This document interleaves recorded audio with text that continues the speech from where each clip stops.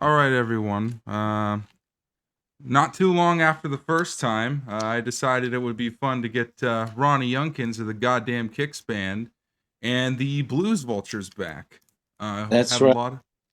lot of fun talking with them last time. Before we get into anything else, you can't ruffle my feathers. I've been listening to this album over and over again since I was able to buy it. And tell me a little bit about the album. And I know a lot of people that are going to listen to this, however many that may be, they probably know you from Kicks. A lot of them might not know about Blues Vultures. Tell them a little bit about Blues Vultures and a little bit about this album. Yeah, we're the great unknown band. But we're starting to get a little bit more known.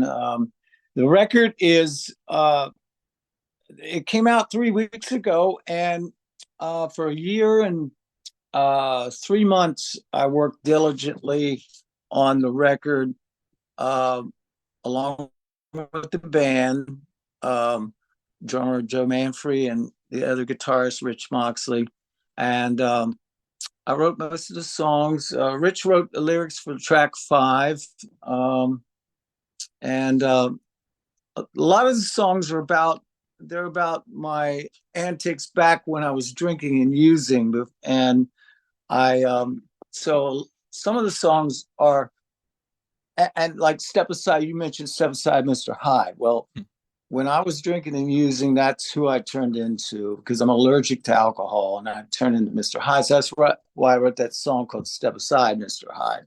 The last line is "No more Mr. Hyde." So that song and "Hang Me Out to Dry" is kind of it's sort of a true story, but it's about you know the rabbit hole that a person can go into if they have the ism like I have, uh, the alcoholism, the drug addiction, that kind of thing. But I'm gratefully sober and clean. What's today? The 19th. Mm. In a week, I'll have 3 years and 4 months. So I am just like, it's like music is just so important to me. And to relay a message in songs is powerful, and it's comes from the heart. It really did. The whole record came from my heart and soul, and I poured hours and hours into trying the songs different ways, changing lyrics, changing arrangements, changing even down to the uh, bass lines. Clifford, our original bass player, only got to play on Electric Stars, and he had to go through it had a medical condition which Uh, enabled him to play on the record. He's getting better, God bless him. I talked to him the other day. So I played the bass on the rest of the record. I love playing bass. But yeah, even with the bass lines, I had to take it around the block a few times. So um, the whole record is heartfelt. It's meaningful. It was fun. Um, I had a great time recording it with the engineer. He was super with the uh, uh, well, he actually didn't use Pro Tools, but he was just a computer, great with the computer. And we had a lot of fun recording in different ways, ways that some people would not even think of. Um, but we did it. And mixing was a test. Yeah, that was a hard, that was a true test of patience and uh, listening and re-listening and uh, A-being it with favorite bands and certain songs with different bands, certain songs um, like I'm a big Chesterfield Kings fan. So Electric Stars is kind of a 60s sounding song. So I was listening to their recordings. Great band, great singer. But yeah, so and then of course I be mixes with Aerosmith rocks, with the Stones, old and new. Um, so basically, what I'm saying is that um, it took time to make the record, but I spent time and I spent and I poured my heart and soul into it. What can I say? I got It's a some I got some Yardbirds vibes from it. Like we were talking about that time, that song "Step Aside, Mr. Hyde." That sounded like it's. I almost felt like Keith Relf could be singing it, because it had that Yardbirds sound to it, and I love the Yardbirds. Yeah, I do too. Absolutely, and I appreciate you saying that. That's a compliment, really. Is. Yeah, I've only heard two. I'm not sure how many Blues Vultures records there were. I listened to what was that one? Cheap Guitars. This has been a little that's while. that was back in 2005. Then we have one in 2012 called "Pick to the Bone," and now this new one. And prior to that, in the late 90s, I had made a record with a friend of mine called Slimmer Twins. That I made when I was living in Los Angeles with my friend Jeremy. He sang on that record. He wrote all the lyrics. I wrote the music, and but that was prior to the Blues Vultures. Blues Vultures I started in 2001, and like you mentioned, Cheap Guitars, Honky Tonk Bars was 2005. 2012, Pick to the Bone. And then some of these songs on You Can't Ruffle My Feathers, I have bits and pieces of it from in the last 10 years. Like when I was traveling with the Kicks band or something, I would always be writing notes down with lyrics, and I kept a log of the guitar parts and various ideas I would have. But yeah, actually, once we got started and I get to play with the Joe on drums, and um, the inspiration comes around when you get to play with the drums, Oh yeah. or even with a drum machine or whatever I have, or even I play the drums and play along too, or whatever. That primal beat, you got to have it. Yeah, and So as a songwriter myself, yeah, it's kind of amazing. You can just be sitting around, you can just be noodling about with it, and then just something hits you. You get a lick or you get a beat, and it can become just something completely different, and it's so therapeutic. I mean, you were talking about the importance of music, right. in terms of recovery as an addict. I mean, that can be integral, especially if that's a part of who you are. It was, and I mean, I spent when I was not with my family, I would be at the recording desk, and or at the drums, or in front of the amplifiers. That's so true. I mean, a riff that you might have will turn into something completely different than you thought. That's Now, the beauty of now speaking of that album, who did the cover art? Because it is absolutely fantastic looking. Like I saw it and I'm like, it looks like it could have come straight out of the mid 70s. Rowan. My son did that. He's 15 years old. Your son drew that? Yes, yes, he hand drew it, but he used um, a the computer pad. He drew it by hand, but he also used the computer to. I forget. He would have to explain. He explained to me, but it's hand drawn. But he also used colors from the computer or whatever. I wish he was here. I would get him to explain it. That's Um, it looks so good. Like that is probably some of the best cover art I've seen on an album ever. I'll tell him. He'll be so pleased to hear that. Cause And when you go ahead, sorry. you'll see when you get the record that on CDs it says Rowan Younkins in it. So he's I was so proud of him. I love the artwork. He just presented it to the band. We liked it. We didn't change anything, and and yeah. So hats off to Rowan. Yeah, and you He gotta think, started. He was drawing when he was like 18 months old. oh He was wow. drawing really good pictures and stuff. Yeah, he's a special person. He's a good guitar player too. I Yeah. mean, look, if I were your son, I'd have started playing guitar at 3 days old, probably.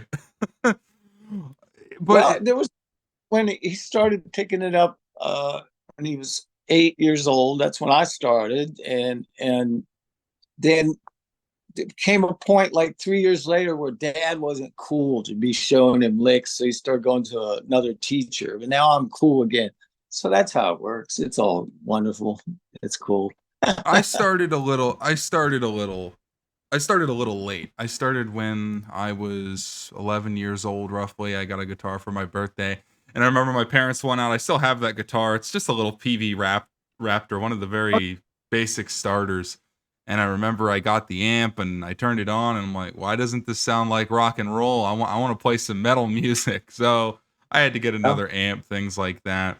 And it's kind of uh, funny because the M3 Rock Festival, I think we talked about this last time. That first M3 in 2009 is kind of what made me say, you know what? That's what I want to do. I want to play guitar. Cuz I think so many good acts that day. Like I'm not I mean, you remember that first M3 had so many good acts. You had Extreme, you had Gilby Clarke was up there, XYZ, very underrated band, Rat, Twisted Sister, and of course the goddamn Kicks band, right. who was Yeah, easily the best act of the day, and I don't think anybody that was there that day would disagree with that. we tried. That's We one thing. actually, That's one thing about Kicks that I think most people would agree with is the live experience with Kicks was just completely different than anything else you had, because Kicks could play at a festival in an area where they weren't even known. Like you guys played Sweden Rock, I think, at one point. You guys went to Sweden, played over there, and the crowd yeah, was really into it. And I'm thinking, who the hell in Sweden has heard of Kicks? yeah, right. Although didn't I sold records over there, so they kind of heard of us. And I mean, um, yeah, I mean, our records were in Europe. We never toured Europe. We were supposed to at one point, um, but that fell through because our record company didn't want to. We had half the money we were going to put up. They needed to put up the other half. They and they didn't. wouldn't. They wouldn't.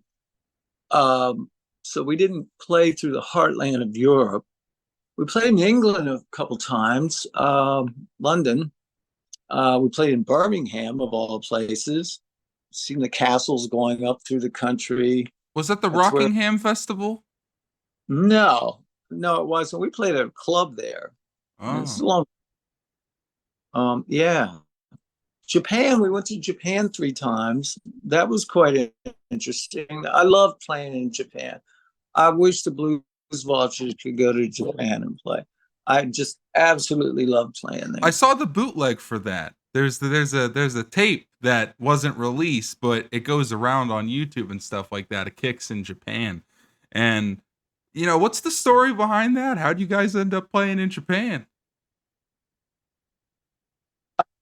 Well, Udo, Mr. Udo, who books all the bands there, the promoter, knew our agency from Long Island at the time, um, booked us there through Mr. Udo.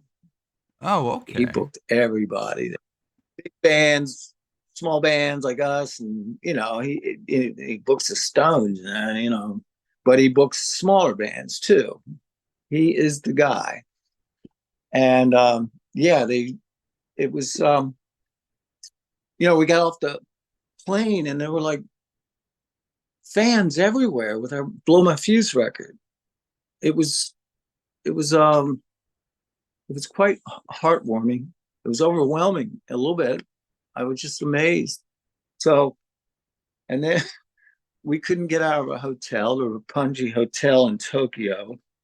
There was like at least 200 fans out front of the hotel, so we stayed in our hotel. We couldn't walk out.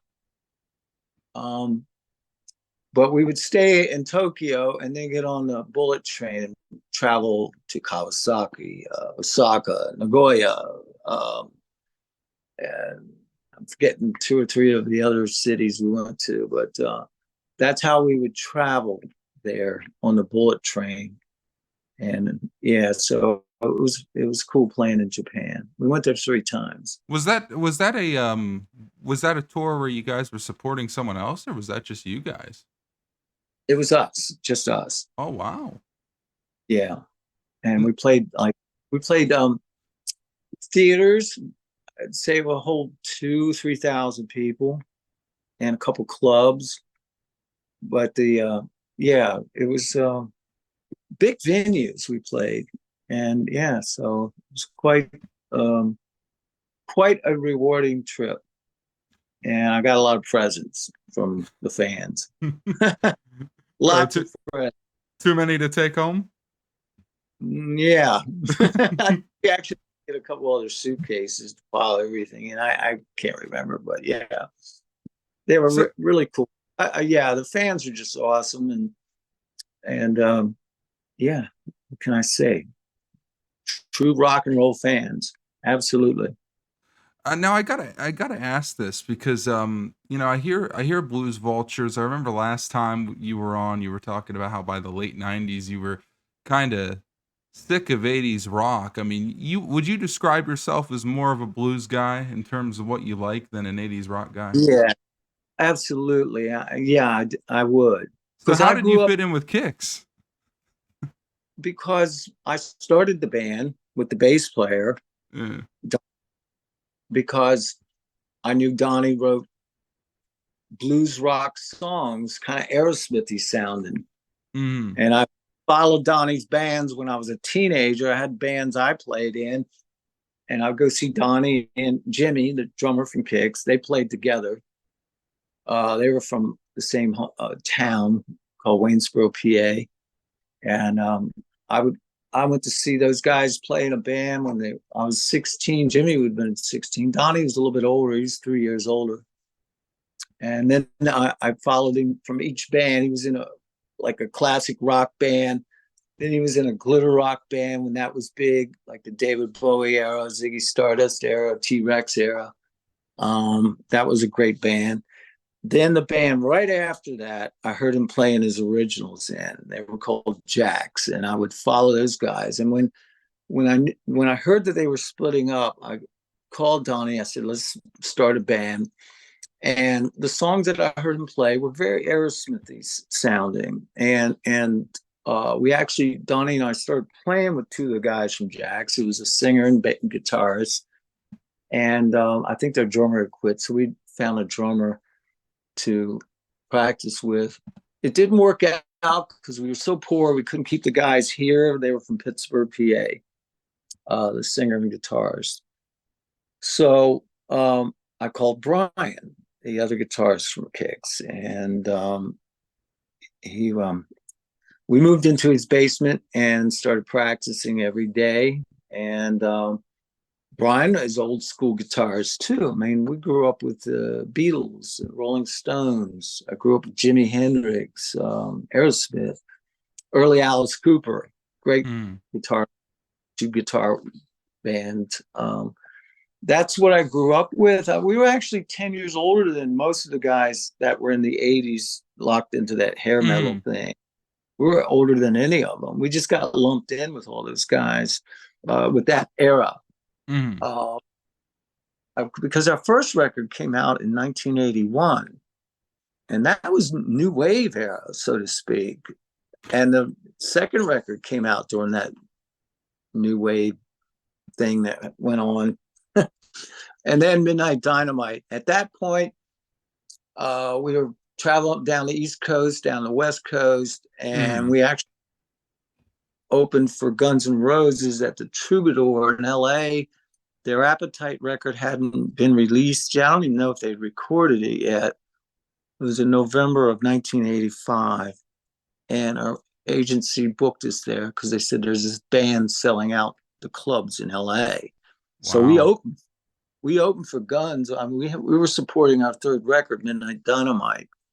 And when I got done playing, went down to see him play, and it blew me away. I mean, Slash must have been only like 18. I was 27 or 28 at the time.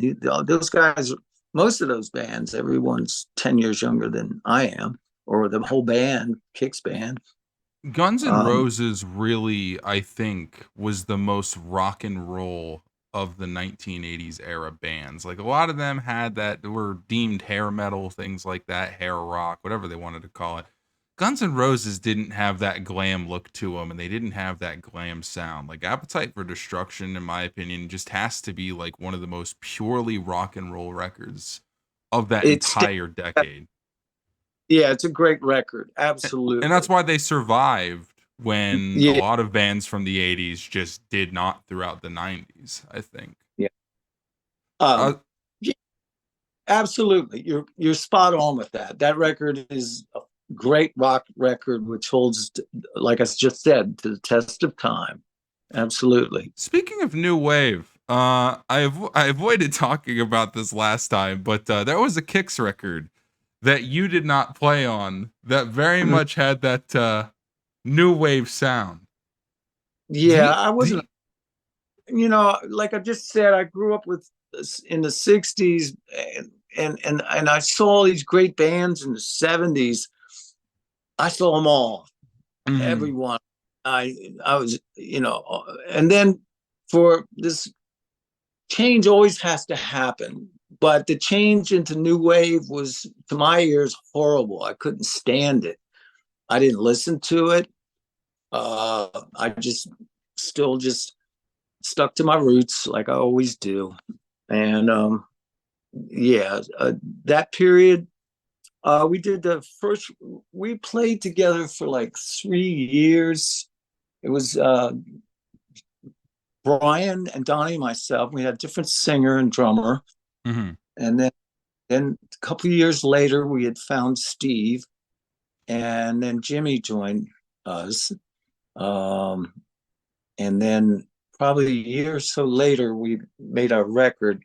We were open for a band in Baltimore, and their manager uh, had gotten their record deal. They were Space called Dancer, Face. right? Yeah, we talked about that. Got us our record deal. He knew all the record companies. Um, but I lost track of the point here. What was the point? I was talking about the very contentious second Kicks record, which very much had that new wave sound. I'm gonna ask you, be honest with me. What did you think when you heard that? Because I listened to it now. I'm gonna be honest with you. I hate that record. I liked, yeah, I was out of the band at that time, like uh, for various reasons. One, I wouldn't learn "Get Your Monkeys Out." I refused to learn that song. And two, I had trouble. I was starting to have problems with drug addiction, and I was showing up a half hour late for practice. I'd been up the night before. I wasn't getting my homework done. I wasn't interested in the songs. Um, I lost interest in the band really at that time. And with I was living with this girl that I found out was a drug dealer, and I unfortunately got hooked on substances. Um, and again, I was showing up. I was I was, they say in the big book of Alcoholics Anonymous, you're operating, if you're under the influence, you're operating on 50% or less. Hmm. And I was not pulling my weight. Like I said, I just wasn't interested in the songs at the time. I moved to Los Angeles. I got away from that girl, got off of the stuff, and it just transpired the way that it did. When I moved back, I'd gotten this offer to play in some band back here. I played in a couple bands in LA, and I met a lot of people. Um, and it was good that I went there at that time. It really was. Best time to be there for And then rock and roll. yeah, it was. I met, yeah, I went to see Motley Crue. Like, I feel that they saved rock and roll from the horrible new wave thing. They put the knife in the heart of that new wave crap. And then, sorry if anybody likes that, but that's how I I feel. I kind And of do. yeah, so, but I was guilty of all the above for not being with the band, and I'm being honest about it. as much as I can be. And it is true. I wouldn't learn Get Your Monkeys Out. I couldn't stand that song. Donnie wrote all these great songs. And he brings the song in, and I just couldn't learn it. I was like, ah. And then I do feel that the song For Shame on that record is one of his golden eggs. I think it's very authentic. I think it's a fantastic song he wrote. There are And two. Yeah, Restless Blood's a cool song. I think there are two songs on that record that I genuinely enjoy. I really like For Shame. I think it's a great live Yeah, tune. And Mighty Mouth. I love Mighty Mouth. That's a very hard song that is off that right. record. Yeah, Restless Blood, Mighty Mouth, and For Shame are the key songs on that record. Are really good I don't songs. know And what they were thinking with Loco Emotion. yeah, that was another one I damn live. It was like it needed to be beefed up. I mean, some Keith chords or something. I don't know, but I mean, I kind of knew where he was coming from, but it was too tame. It needed some balls to it, and it didn't have it. And Yeah. that's what I was about. I just wanted to still play roots rock and roll that had some drive to it, and that's Hmm. all. And I just lost interest, and they were tired of me. I was tired of that sound, and the producers, of course, gave it that tinny, thin new wave sound. Added keyboards to the record. They the guy, so I don't know. It was something that just was. Uh, it was a record put out at the time when new wave was big, and I guess they wanted to get Kicks on that bandwagon, but Kicks was not that band and didn't belong on that wagon at all. So So during the last Kick show, they had that they did the medleys, they did the snippets, and when they yeah. played Cool Kids and they played Body Talk, like Steve was like sitting there pretending to vomit. I don't think he likes it very much either. Now he didn't like that record either. He says that in interviews. I'm like, wow, yeah, he wasn't crazy about that record either. I mean, it was just purely record company and producer and trying to make it something, making the band something it was not. And yeah, I think some of the songs could have used some balls, like I said Yeah. before. But what can I say? I had no part in it, so you know, Well, you guys made up for it. but I came back.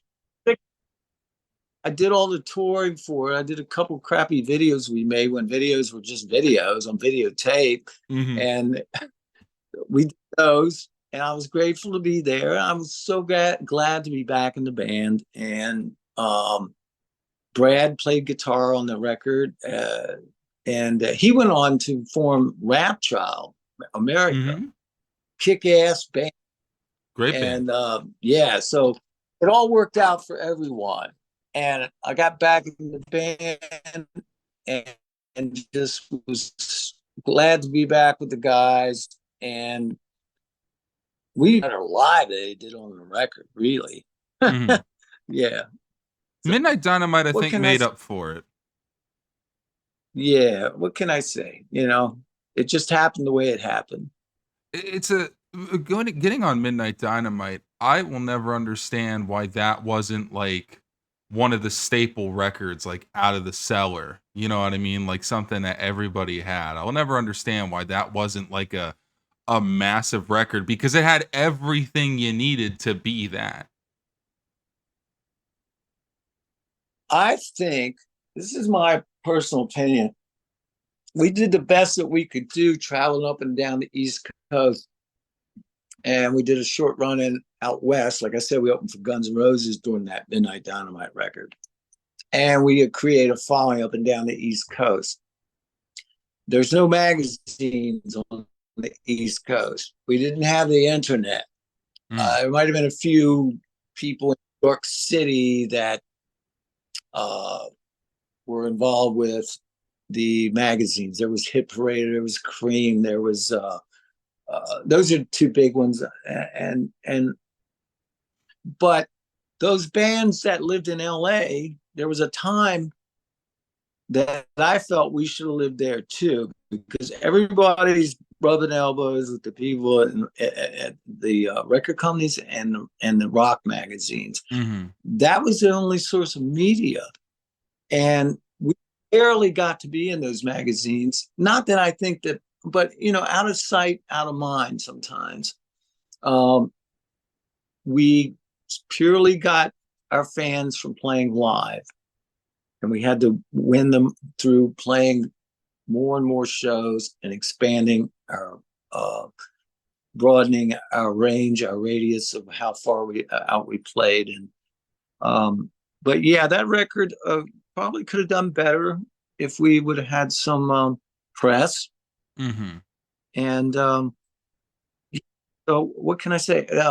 We would go to Atlantic with and ask them to help us, but they didn't know what to do with the band at that time. They didn't know what to do with the band until Blow My Fuse, the fourth record. Now, And wasn't that in part due to the fact that the manager for Great White saw you guys, or I don't know who the manager was. yeah, Somebody saw you play "Don't Close Your Eyes" and was like, "Why isn't that a single?" that's true. Alan Nevin was his name. He managed Guns N' Roses. He managed Great White, and we toured with Great White for months. And he asked us at a show. He goes, "How come that song you're playing, Don't Close Your Eyes, hasn't been released as a single?" And we didn't know why. So he actually called the record company, and he said, "You guys need to put this out as a single and make a video." So we did. Definitely And one of the all-time great it was ballads. because of him that we had. Yes, and it wasn't just a love ballad. It was about real stuff that was going on, suicides, and we got so much fam. I read some heartwarming letters, just not just heartwarming, but that they got people pulled through it. But some devastating letters about teenagers wanting to commit suicide, and they hear a song. That's how important music is and how it connects people together and messages. There was a lot of fan mail saying this song saved my life. I read them because I took care of a lot of the mail that would come in. That's got to be very humbling. Yes, absolutely. So yeah, Alan Niven got that ball rolling with that song, and then that helped. That was the catalyst for that record to take off. And then we toured with we also toured with Rat. That was great. Months and months, and I loved it. I mean, I just absolutely love touring. I love being on the bus. I love the routine of it all. I do. What can I say? There was a Can't wait to do tour. it. You guys did a tour in the early '80s with Triumph. Did you tour with Triumph? I heard Steve talk about something Yeah, with Triumph and that how was it went badly. yeah. That was our first tour off of the first record, and we were sent out west, and we started in Spokane, Washington, I believe. Mm-hmm. I think that show canceled for some reason. One of them was. One of the first shows was canceled. I think it was Seattle. We started with them, uh, but their fans didn't get us because we were kind of like a punk band, actually, the uh, compared to Triumph. We were a punk band because Yeah, they had this polished kind of progressive rock sound, and we really didn't we tried to get along with those guys. Like we went out and bought their CD or cassette, no CDs then, but they didn't like us. And like after 5 shows, we went to LA. Was it LA? San Francisco. We got kicked off their tour. So they booted us off. So anyway, that they first didn't like record really us. was kind of punkish. Huh? That first record really was kind of, I wouldn't call it punk, but it was very dirty. It was very gritty. It was like really to the Right. point. That's right. It is. It was, and that's how we played. Those were the songs we played. That's my So that dad's favorite Kicks record, actually. yeah, that's my favorite one. That one, and yeah, that's my favorite Kicks record. It really is. It's pretty raw. I do like the guitar sounds on Hotwire. That we spent a lot of time with, and the we used the old tube board at Sunset Sound. A nice warm sound to it. Everybody from the Doors, the Stones use that board. And Hotwire is so little, groovy. yeah, that was a great record too. Um, but I think we missed the window of time because Nirvana had already come out, and it was time Mm. for change again. So instead of new wave, this time it's grunge. And if that record had come out a year prior to when it came out, we would have still had a shot with that record. But we toured it. We did the best we could with it. There's Um, a show on YouTube that you can find of Kix playing at Hammerjacks on July 4th, shortly before that record came out. And I watch that show occasionally. And the amount of energy you guys had as a live band is just ridiculous. And one of my favorite things to pick up on when I watch shows is like the differences between guitar players and their techniques. And like I love comparing you and Brian because you guys have some different styles. Like Brian, I noticed with yeah, his wrist, he's a lot more tight, whereas you have like a lot more free flowing of a wrist, and you definitely have a little bit looser playing. Not that that's a bad thing. That's just yeah, your style. yeah. He was the Brad Whitford, and I was the Joe Perry. Brian's very articulate with his playing, Mm, and I'm a whammer jammer guy. Um, yeah. So you know, our styles sounded good together. They complemented each other. And we pretty much always knew who's going to play what. Usually, we didn't have to talk about it very much. We just kind of knew who's going to play. A lot of times, I would hold down root fifth rhythms, and mm, Brian would do the in fills. He was mm. great at that.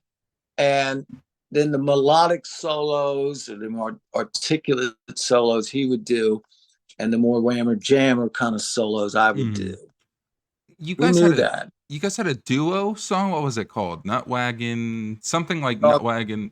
Yeah, I the nut really I wanted to see that at the last show so bad. I really wish that would have been a part of it. I brought it up, but Really? it wasn't. Yeah, I did bring it up. I didn't, not to the whole band. I mentioned it to Bob Perry and I think Jimmy. I think Jimmy said, "I don't think Brian would want to do that." Yeah, we used to do that thing. We had a couple different versions. But yeah, the Nut Wagon Dog Fight was the name of the guitar jam. The Nut Wagon was a couple of our vans we had. So that's why we named this jam after, because that's what it was back in the day, traveling up and down 95 from Boston down to Fort Lauderdale, wherever we played. And yeah, so we had two different Ford vans, and we called them the Nut Wagon, especially one at this certain time around 1985. And there was a lot of partying going on in that van in our travels up and down the I-95 and across the country too. Oh man. I think that But really went well with. I think that really went well with like some of the songs of a Hotwire, like "Heebie Jeebie Crush." You know, I think "Nutwagon Dogfight" would have worked well as like a lead into that song because I love "Heebie Jeebie Crush." I like that too. I think it's pretty cool. That was a tough song to play because I had to play downstrokes, and I also had to use a tremolo guitar. And if you know, tremolo floats sometimes, and I had to keep the wrist down, keep it tight. I had to adjust that guitar a lot to do that song. I think it was a PRS guitar that I had that Paul made for me at the time. But yeah, that was a cool song. I really liked that. And Liar Liar Pants on Fire. I like that song. That's Steve hates songs. wait, really? Like, yeah, he didn't like the from what I heard. But I like those songs a lot just because they're so off the wall. They're pretty cool. For me, they kind of kind of were kind of element of some 60s stuff there that I recognize, that I really appreciate Donnie writing those songs. What a great songwriter. So What a great, I've heard songs Steve hates. I know Brian has mentioned he hates Scarlet Fever because it's all over the place. Uh is there a Kick song you don't particularly like, and you can't say anything off Cool Kids? okay. I already did that. I've put down Get Your Monkeys Out, and it's become kind of a joke with me to mention that because I wouldn't learn the song. And it was a song that I don't care for off of an album besides Cool Kids. Yeah. Um, oh man, mm, you're really stumping me. Let me think about that. I'll get back to I'll you. give you I'd one. almost I'll give you one I don't what's like. I don't like Contrary Mary. I think it's an annoying song. okay. Yeah. Everything else on that first record, like from top to bottom, I can listen to, but I hear Contrary Mary and it starts driving me nuts. Okay. It just Um. doesn't get started. It just sounds like there's a build up, but nothing ever happens. Oh, okay. Yeah. I get what you're saying. Um. I'm trying to think of a song that I really didn't care for, Is it but true Steve I doesn't like Yeah Yeah Yeah? well, he had to do that rap every night. I mean, but he was good at it. Steve had the gift of gab. I mean, sometimes he would be talking out front, and we'd be back. Jimmy'd be like making out. He's looking at his watch. Now I'm looking at Jimmy, we're laughing, and he looks over to one of the other guys and he's pointing at, you know. But we were with him the whole way. We knew that's his shtick. I can't say that He's very well. funny. That was, he could do that. So why wouldn't And he was great at talking to the audience. I So, think but I think he got tired of doing that rap. I But once he think got stopping, sorry, I didn't mean to no, that's interrupt you. fine. We have a bit of a delay here, so I keep interrupting you. It's But okay. but I think Steve definitely, in terms of talking to the audience, he's got to be the best frontman that I know of when it came to speaking with Yeah, them. I see a lot yeah, of inspiration with him from Mick Jagger, like the way he moves on stage. He's definitely got that going on. I'm going to ask you absolutely. about something. I was watching a documentary a while ago about a band that's been described as your favorite band's favorite band. Right? Now I got to ask you, have you ever heard of Sparks? Sparks. Yeah, I have, but I don't know anything about them. Oh, okay. I saw Steve acted a lot like their frontman, whatever his freaking name was. They were a very kiddie sounding band. I can't really get into them too much. They had this song in the 70s called Yeah, like Something for the Girl with Everything, I think was like the big song they had. the late '70s, kind of into the new wave era period. They Yeah. were. Yeah, but yeah, Steve. Oh, he loved Mick Jagger, and he moved like Mick Jagger. Steven Tyler, Peter Wolf. I mean, Steve copped every move, and he had his own, and he could dance, and he was spot on timing wise with his arm movements, and he just a well-rounded musician. Steve is. He can play anything. He plays guitar, plays harmonica, plays drums, sings. I mean, plays bass. He's just really talented. Steve Whiteley is, and Great can dance. vocalist. Great vocalist. I think You mentioned that show in '91, I think at Hammerjacks. You mhm. mentioned 4th of July. we were on top of the game at that point. That was the height of how tight that band was. Because I watched it too, and I was like, I couldn't stop watching. I went, damn. And that was because Donnie drove us to be the best band, we just didn't stop. And hats off to him, man. I mean, we videotaped every show and watched it after the show and critique it. I mean, that's what Kiss did when they started out. They Mhm. videotaped their shows, and and that's what made the band better. We'd see if the lights need to be changed. Hey, you're out of tune here. Fix that somehow. Oh, that vocal line needs to be better. The harmonies are off here. The lights are off here. guitars, the sound man, you need to bring up this part in this song. That's how we did it. And we need to choreograph. Nothing's happening here. What can we do here? This is boring. What can we do? I love listening to the demos on the re-releases because the way that songs would take shape with you guys. Like I heard the demo of Midnight Dynamite and I was Yeah. able to hear like how that song changed because at first it just didn't have the flow. It didn't have that hook, you know. It kind of felt like it was stutter step and you guys managed to turn Midnight Dynamite into that's like to me like one of the hardest rock anthems of the 80s. Like that's a song that'll get your head bumping every time cuz it just hits incredibly hard. I remember when that song took a turnaround. It was before a showdown in North Carolina.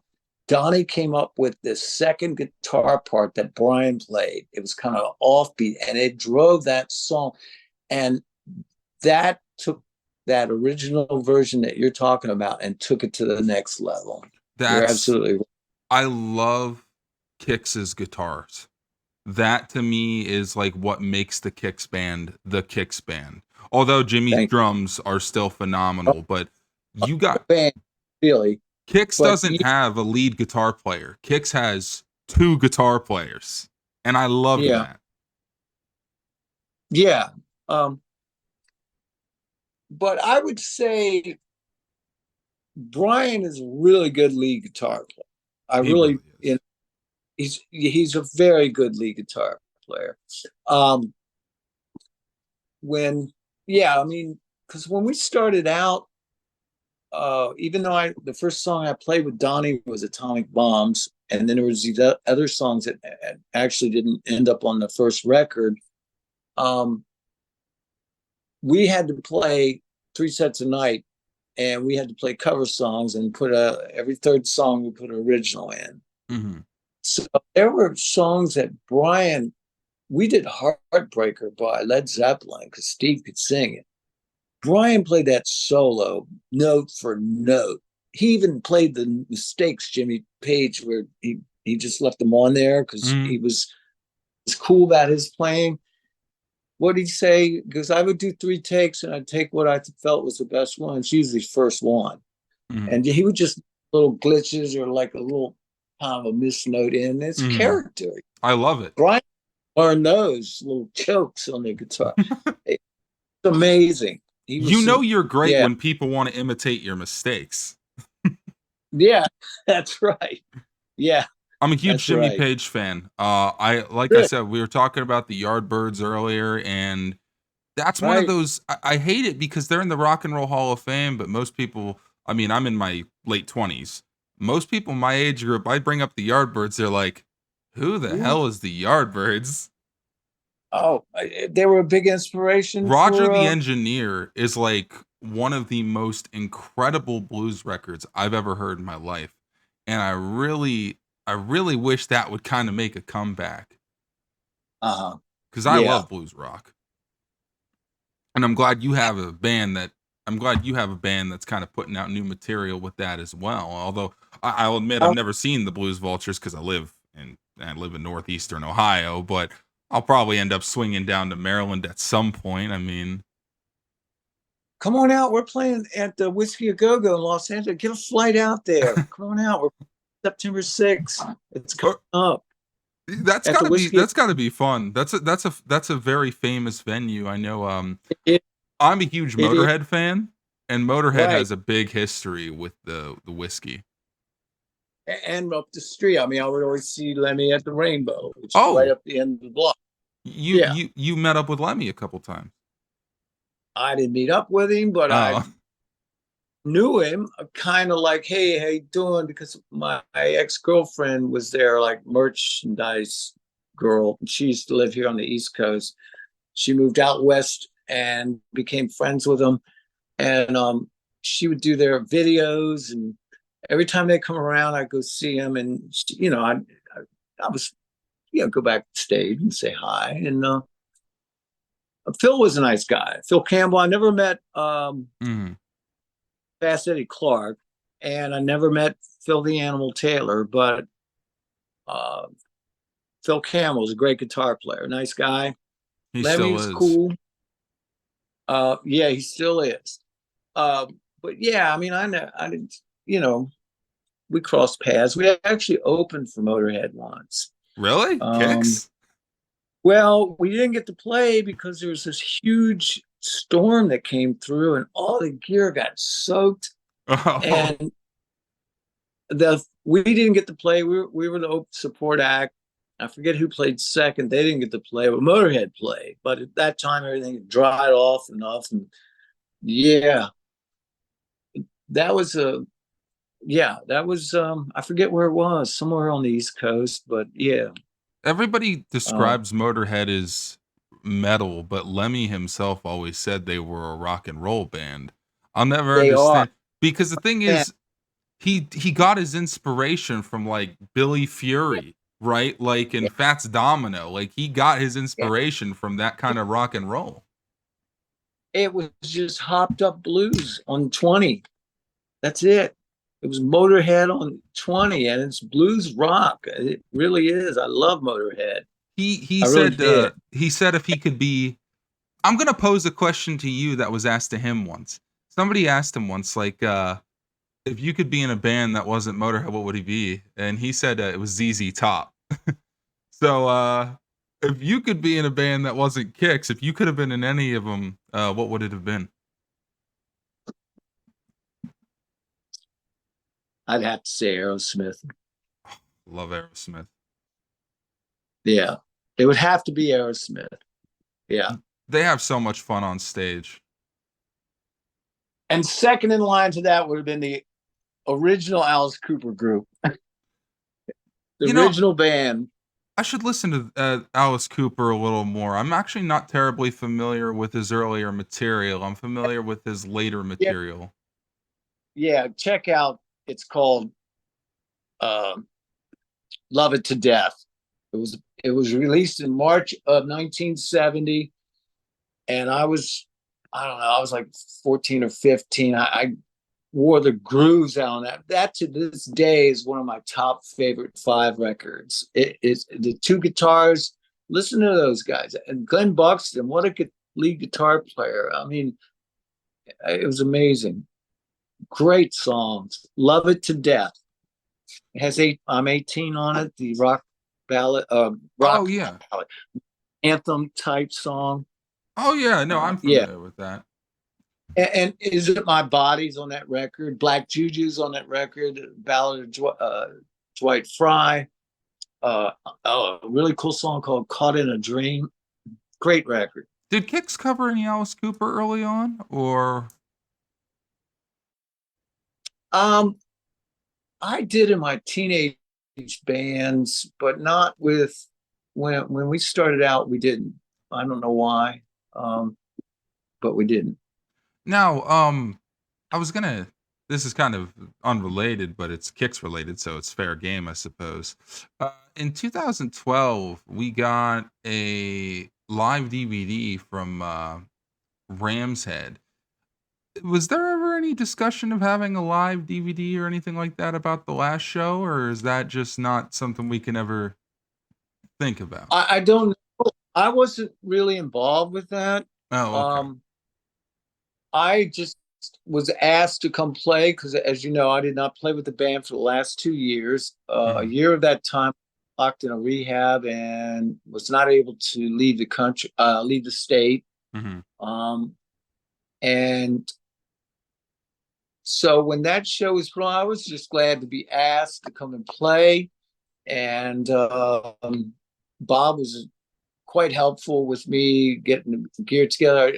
I saw Jimmy a couple of times. We went over some parts and songs and things. Um, but with the production of that show, I had nothing to do with anything. I Oh, just, okay. yeah, I don't know a thing about any. Yeah, I don't know if they were asked or discussed the DVD or anything at all. And because yeah, I was just glad I got to play with him. It was good to see everyone, and it was a good closure. There were some signs for you out in the crowd. I'm not sure if you saw any of them, but every time you were on stage, some people were holding up some banners. There Oh were my God, some people in front of really? me. There was one in front of me that said, "We love you, Ronnie." Oh, that's so sweet. That means a lot to me. It really does. I I actually had some gear problems on stage, so I was I really noticed paying it. that. Yeah, Whose idea I was it to did. put your pedal What? back there, by the way? Huh? What's that? Whose idea was it to put your pedal way back near the no man's land? Well, Brandon did not. I asked him 5 times to please pull my pedal board out when I do the solo. How many times do I have to ask guitar tech to pull my pedal board out when you do a solo? He didn't, and I was standing there and I was going, "Am I going to turn my back on the audience?" I thought, I worked this. I already cut my solo in half because I wasn't told my gear was going to be behind this big iron monstrosity.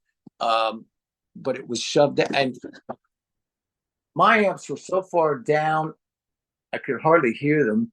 Um, Bob's were behind me where I was standing, Mm. but I'm not going to go into excuses. I poured hours and hours in getting my gear ready for that show. I had a whole solo worked out using 2 different guitars. I even had smoke, but all of it, I had the sands that day when I got there during the sound check. I went, okay, nothing that I planned is going to work out because I needed to get to my amps and I had this whole thing worked out. I actually got the idea from Ace Frehley's 1977 Tokyo, Japan Uh, solo. It's a love great Ace solo. Frehley.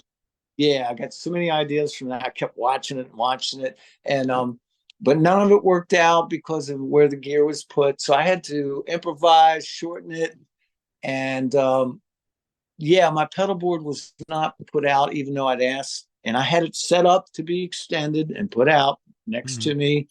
And I thought, okay, am I going to turn my back on the audience? Yeah, I'm going to use my wah-wah. I've seen Hendrix turn around, go. Not that I'm, hair on Hendrix's butt, but I am like a big fan of Hendrix. So how many times I see him turn his back to the audience and shove his guitar into an amp. I thought I'm going to have to do this. So I turn around and uh, I used an octave box, fuzz octave, and a Mm. wah, um, because I love Hendrix and that's what he used. So yeah, that was something I had asked quite a few times to make sure it was out in the middle of the stage, but it wasn't. What can I say, You made it work. Brand? Yeah, I remember But my mother thought you were like kind of acting shy, and I'm like, he wasn't shy because my mom went with us to the last show. She's like, he's kind of acting shy. He's not shy. His pedals all the way back there. Like he has to turn around and kind of face away. I was I worked against all odds that day, but I'm grateful that I was there and was able to be a part of. What was up with Yeah, that curtain? That I don't know what was going on with that big curtain they had up before Atomic Bombs played because it was so thin it didn't even really add anything. it was just it was embarrassing, but I I thought it was like gonna it. come down, but you guys walked around it. It didn't come down. The song had started, and I'm looking at Steve, and he's giving it the finger, and I'm looking at Jimmy. I thought the last time we did Merryweather, when we used one of those, whatever you call it, curtains. There's a name for it. I'm just forgetting it right now. Mhm. It didn't come down. I remember. I remember when it didn't come down. I was like following Steve's lead, and then I saw Brian just go out around. I was like, that's what I did when I saw it wasn't coming down. I said, screw that thing. I'm going out and play. Well, Whatever. It's There's Spinal Tap moments in people's shows. they What can I say? I love the imagery of that curtain. I saw Judas Priest a couple months ago, and they had something like that, but it got sucked into the ceiling through their little That's trident logo. It just got sucked up in there. that, yeah, That's a lot of yeah. fun. That's a good. Yeah, absolutely. I Yeah. I love seeing the guys from Priest still out there. I love seeing anybody from that era go out and continue to play. If they still have it, of course. Some don't. I won't name names. I've already been through that. Some people get kicked out of the party, and it's kind of embarrassing at this point. That's why I like what Kix did. You guys just decided to say, you know what? We still sound pretty good. Let's go now while we still sound good.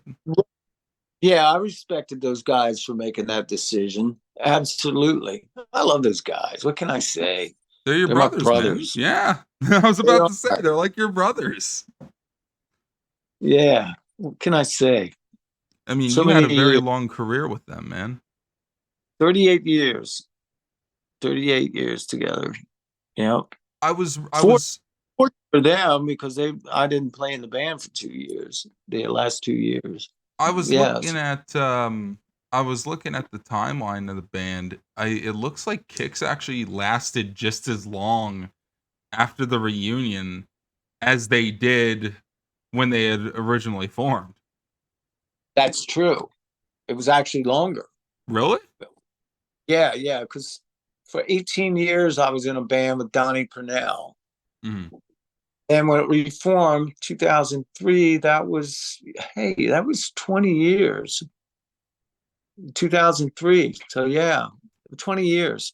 I love watching shows that I can find from when you guys reformed before you went to Oklahoma, back when you stayed local. I found a few shows online. There was one I don't remember the name of the club, but I remember Steve was talking about you guys played in December despite the fact you had played in September. And Steve was like, I didn't want to do that.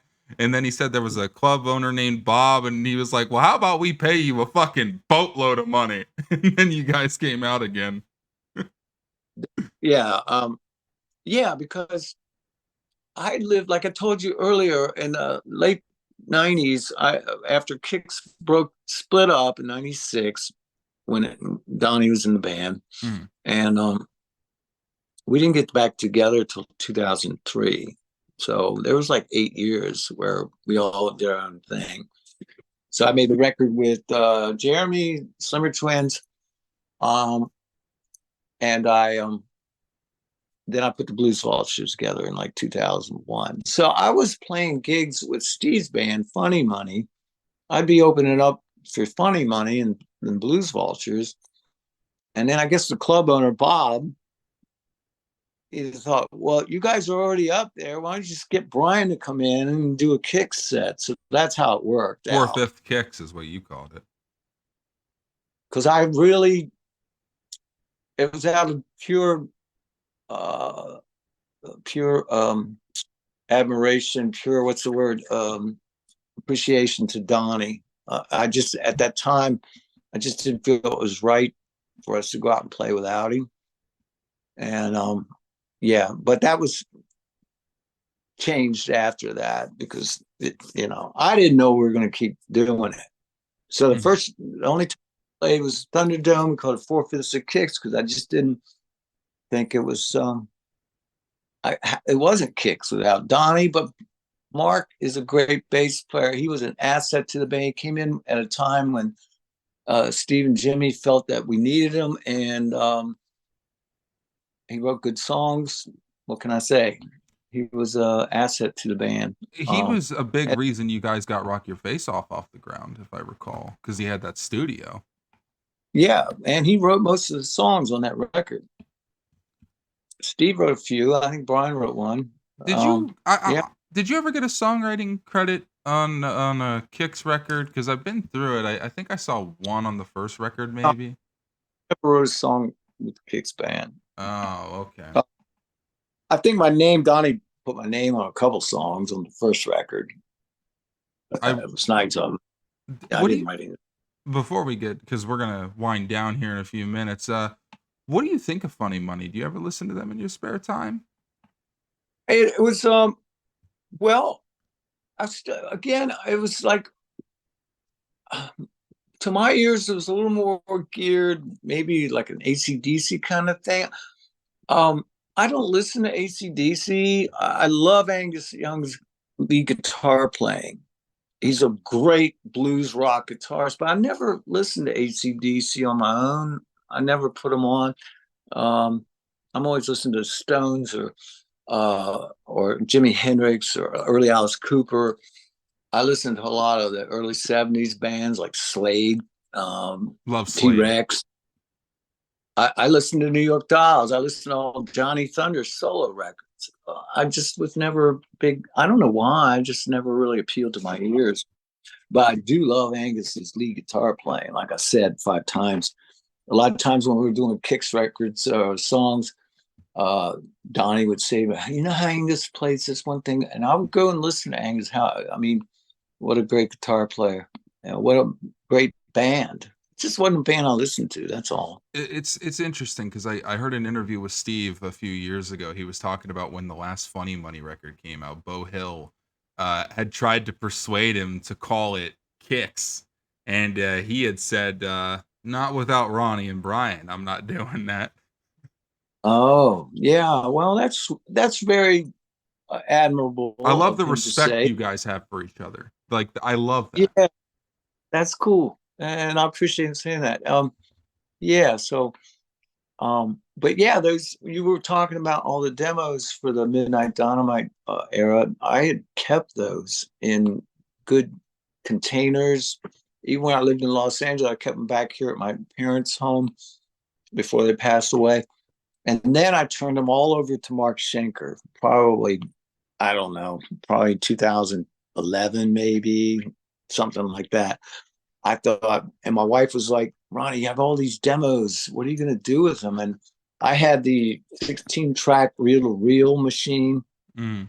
I, I'm going to take them to Mark's. He's got a bigger house. He's got a place to keep them. I asked him if he'd like to have them. So I took them all there. And that's how they ended up on the Midnight Dynamite record. Isn't that also how they Don, became mastered again? huh? Isn't that also how the What's that? remaster happened? The remix is because you guys had the original Yeah, tapes? that's what I was talking about. I might have Oh, said something wrong. Yeah, it was on the Midnight Dynamite. I forget what I just said, but yeah, it was on the Midnight Dynamite remix. I love those. I love those remixes. I love hearing bass in the band on a studio Yeah, album for once. I know Mark is apparently working on the Hotwire ones. According to the Kicks website, they're working on a Hotwire reissue, and I oh can't really? wait for that. Can't wait for that. Uh, wow.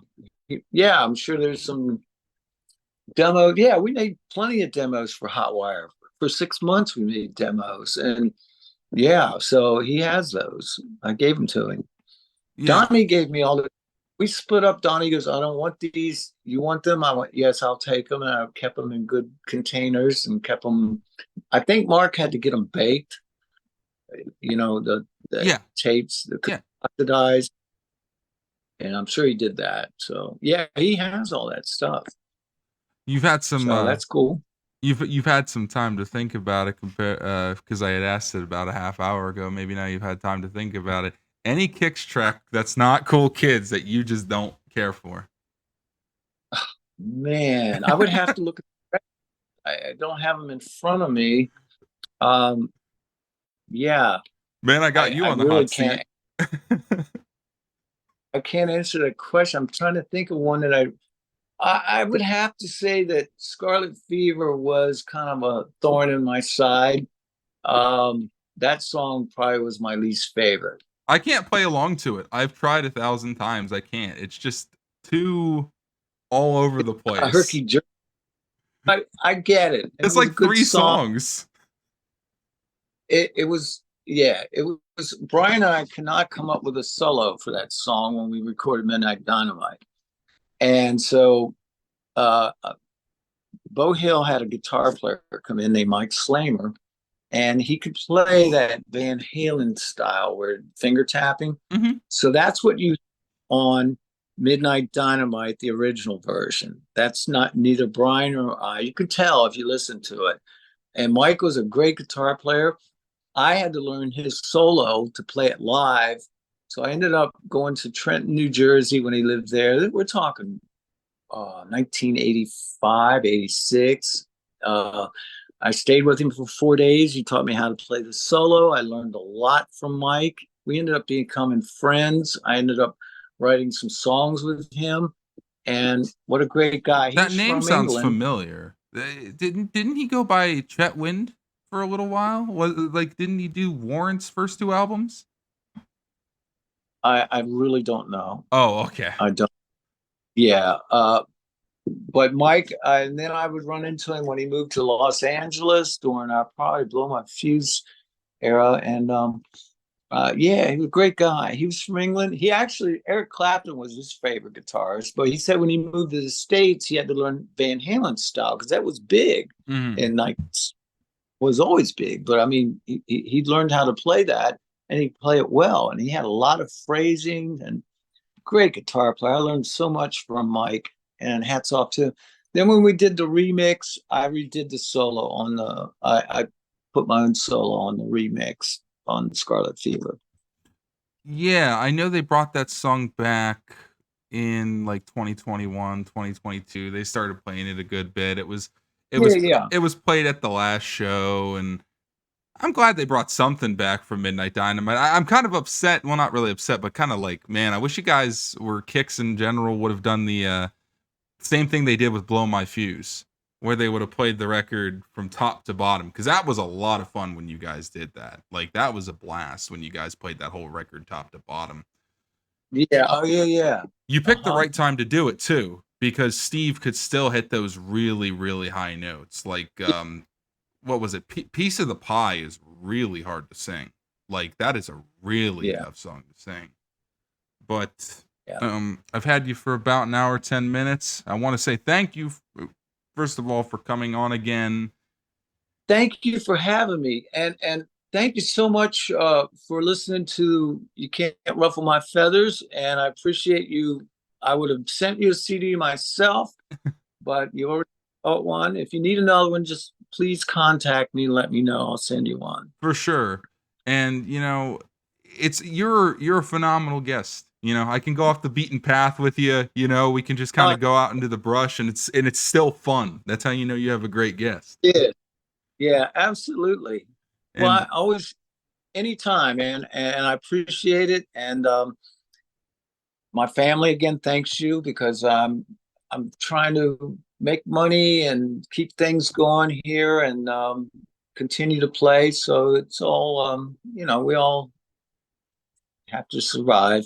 So thank you very much for having me today. absolutely, man. Appreciate it. For sure.